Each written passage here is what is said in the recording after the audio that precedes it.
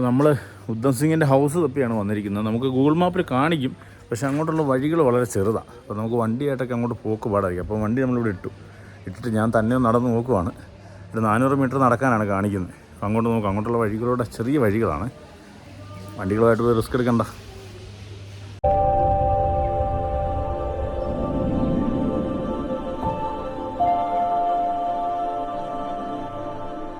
ഇതാ വഴി കാണിക്കുന്നത്. അപ്പോൾ ഇതുവഴി വേണം പോകാനായിട്ട്. കാരണം വണ്ടി അവിടെ ഇട്ടു, അവിടെ ഇട്ടിട്ട് നടക്കുക.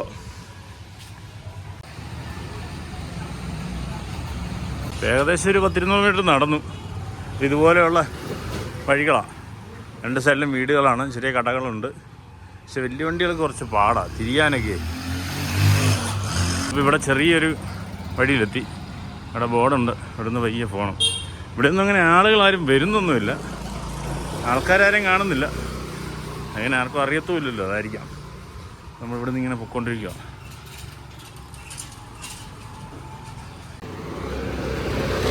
ഇതാണ് അദ്ദേഹത്തിൻ്റെ വീട് കേട്ടോ, അദ്ദേഹത്തിൻ്റെ ഹൗസ്. ഉദ്ധം സിംഗ്. അതിനകത്ത് കയറാൻ പറ്റുമോ നോക്കട്ടെ. ഷഹീദ് ഉദ്ധം സിംഗ് അസാസിനേറ്റഡ് മൈക്കിൾ ഡയറിന് 13 മാർച്ച് 1940 ആ കഥകളെല്ലാം ഇവിടെ എഴുതി വെച്ചിട്ടുണ്ട്.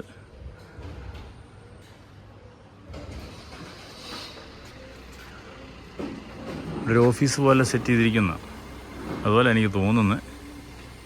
ഇവിടെ ആരും ഇല്ലെന്ന് തോന്നുന്നു. ഒരു കട്ടിൽ പോലെ ഉണ്ട്. അദ്ദേഹത്തിൻ്റെ ഭഗത് സിംഗിൻ്റെ ഫോട്ടോ ഉണ്ട്, കുറേ ആളുകളുടെ ഫോട്ടോസ് കാര്യങ്ങൾ കഥകളല്ലാതെ അദ്ദേഹത്തിൻ്റെ വലിയൊരു ഫോട്ടോ അവിടെ വെച്ചിട്ടുണ്ട്.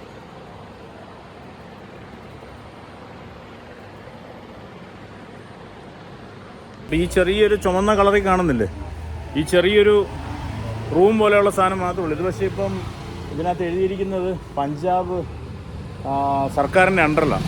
അവരാണിപ്പോൾ ഇതിൻ്റെ മെയിൻ്റനൻസും കാര്യങ്ങളും എല്ലാം ചെയ്യുന്നത്. അപ്പോൾ ഒരു ഉദ്യോഗസ്ഥനും ഇവിടെ ഉണ്ട്, പക്ഷേ അദ്ദേഹത്തെ ഇപ്പോൾ കാണുന്നില്ല. അപ്പോൾ അപ്പുറം നിന്നൊരു അമ്മ വന്ന് പറഞ്ഞ് കാര്യങ്ങളൊക്കെ പറഞ്ഞു തന്നു. അദ്ദേഹമാണിപ്പോൾ ഇതെല്ലാം നോക്കുന്നത്. ഇത് മാത്രമേ ഉള്ളൂ ഒറ്റ ഇതിൽ. അദ്ദേഹത്തിൻ്റെ ബന്ധുക്കളോ കാര്യങ്ങൾ ആരും ഇവിടെ ഇല്ല. അപ്പോൾ അദ്ദേഹത്തിൻ്റെ പഴയ ഒരു വീടെന്നുള്ള രീതിയിൽ ഇവിടെ സൂക്ഷിച്ചിരിക്കുന്നതാണ് ഈ ഇത്.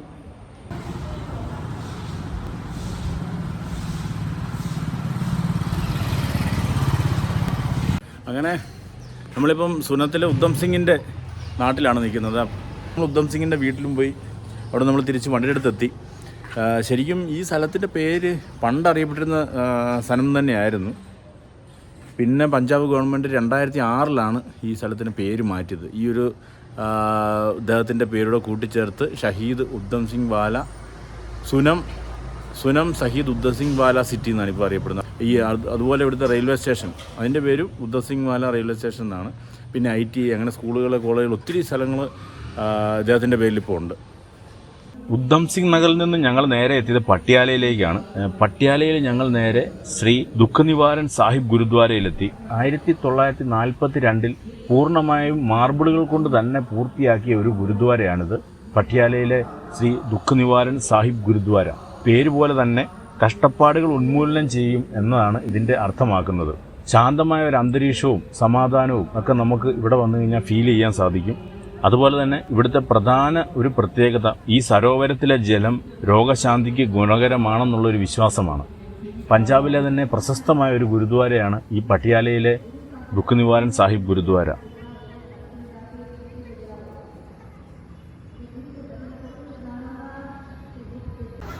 നമ്മൾ പഞ്ചാബിൽ എത്തിക്കഴിഞ്ഞാൽ ആർക്കും വിശന്നിരിക്കേണ്ട അവസ്ഥ വരത്തില്ല. നമുക്ക് ആഹാരം അവിടെ കിട്ടും. നമ്മുടെ എല്ലാ ഗുരുദ്വാരകളിലും ഇവർ ആഹാരം പ്രൊവൈഡ് ചെയ്യുന്നുണ്ട്. ഏത് സമയത്ത് വന്നു കഴിഞ്ഞാലും ആഹാരം നമുക്കവിടെ കിട്ടും. അതിനുവേണ്ടി എല്ലാ ഗുരുദ്വാരയുടെ അടുത്ത് തന്നെ ഗുരുക്ക ലങ്കർ എന്ന് പറഞ്ഞൊരു സംവിധാനമുണ്ട്. അവിടെയാണ് നമുക്ക് ആഹാരം കിട്ടുന്നത്. ഞങ്ങൾ ഇവിടെ പട്യാലയിലുള്ള ഗുരുദ്വാരയിൽ എത്തിയപ്പോൾ അവിടെ നിന്ന് ഞങ്ങളെ ബലമായിട്ട് വിളിച്ചുകൊണ്ട് പോയി ഞങ്ങൾ കാണിച്ചു തന്നു എങ്ങനെ ഓരോ ഗുരുദ്വാരകളിൽ ചെല്ലുമ്പോൾ ആഹാരം വാങ്ങിച്ച് കഴിക്കണം, അതുപോലെ എവിടെ ഫ്രീ ആയിട്ട് താമസം കിട്ടുമെന്നൊക്കെയുള്ള സംവിധാനമൊക്കെ പറഞ്ഞു തന്നിട്ടുണ്ട്. ഇതാണ് ഗുരുക്ക ലങ്കർ. ഇവിടെയാണ് നമുക്ക് ആഹാരം കിട്ടുന്നത്. ഗുരുദ്വാരയിൽ ഭക്ഷണം ഫ്രീ ആയിട്ട് ലഭിക്കുമെന്ന് നമുക്കറിയാമായിരുന്നു. എങ്കിലും അതെവിടെ എങ്ങനെയെന്ന് സംശയമുണ്ടായിരുന്നു. അപ്പോഴാണ് നമുക്ക് സഹായിയായിട്ട് ഇദ്ദേഹം എത്തിയത്. ഇദ്ദേഹം സിഖുകാരനാണ്. ഇദ്ദേഹം നമ്മളോട് സംസാരിക്കുകയും നമ്മുടെ യാത്രകളെക്കുറിച്ചൊക്കെ കൂടുതൽ ചോദിച്ച് മനസ്സിലാക്കുകയും ചെയ്തു. അതിനുശേഷം ഇദ്ദേഹം ഞങ്ങളുടെ കൂടെ വന്ന് ഈ ലങ്കർ പരിചയപ്പെടുത്തി. ലങ്കറിൽ എങ്ങനെ പെരുമാറണമെന്നും പ്രധാനമായിട്ടും നമ്മുടെ തലയിൽ കെട്ട് അത്യാവശ്യമാണ്. തലയിൽ കെട്ടില്ലാതെ ലങ്കറിനകത്തേക്ക് പ്രവേശിക്കാൻ സാധിക്കില്ല. വരിയായി നിന്ന് പ്ലേറ്റുകൾ എടുക്കുക. അതിനുശേഷം തറയിൽ വിരിച്ചിരിക്കുന്ന പായയിൽ നമ്മൾ ഇരിക്കുക. ഇരുന്ന ശേഷം ആഹാരത്തിനായി 2 കൈയും നീട്ടുക. എങ്കിൽ മാത്രമേ നമ്മുടെ കയ്യിലേക്ക് റൊട്ടി ഇടുകയുള്ളൂ.